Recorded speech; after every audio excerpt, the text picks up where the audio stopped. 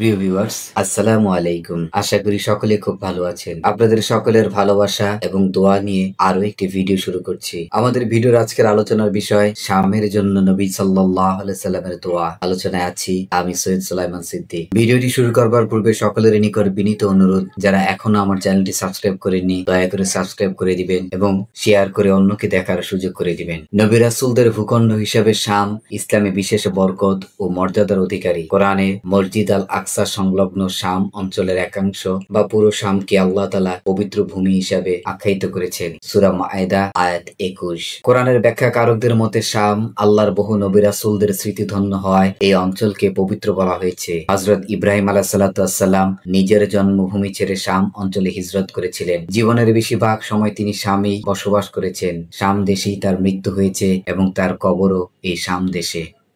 সাইয়েদনা মুসা আলাইহিস সালাতু ওয়াস সালাম বনী ইসরাইলকে নিয়ে আল্লাহর নির্দেশে মিশর ছেড়ে শামে হিজরত করেছিলেন। সাইয়েদনা ঈসা আলাইহিস সালাতু ওয়াস সালামের জন্ম এই শাম অঞ্চলে। এছাড়া সাইয়েদনা ইসহাক আলাইহিস সালাতু ওয়াস সালাম, সাইয়েদনা ইয়াকুব, সাইয়েদনা ইউসুফ এবং সাইয়েদনা দাউদ এবং সর্বশেষ সাইয়েদনা সুলাইমান আলাইহিস সালাতু ওয়াস সালাম সহ আরো অনেকে নবী রাসূলদের জন্মভূমি এবং বসবাস এই শাম দেশে। প্রাচীন শাম এখন কয়েকটি রাষ্ট্রে বিভক্ত।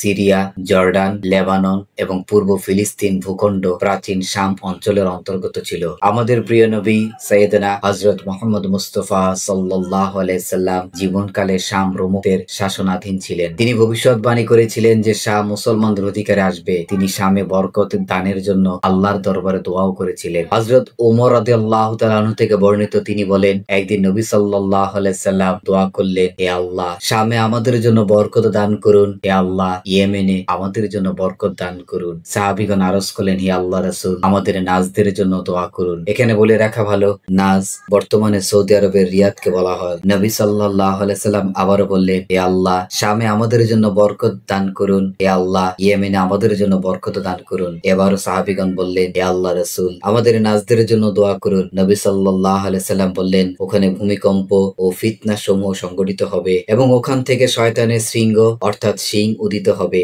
সহিহ বুখারী হাদিস নাম্বার 1037। আল্লাহ রাসূল সাল্লাল্লাহু আলাইহি সাল্লামের দুনিয়া থেকে পর্দার আড়াল হওয়ার কয়েক বছরের মধ্যে হযরত ওমর রাদিয়াল্লাহু তাআলা আনহু শাসনকালে মুসলমানরা শাম বিজয় করে এবং আল্লাহ রাসূল সাল্লাল্লাহু আলাইহি সাল্লামের ভবিষ্যৎবাণী সত্যে পরিণত হয়।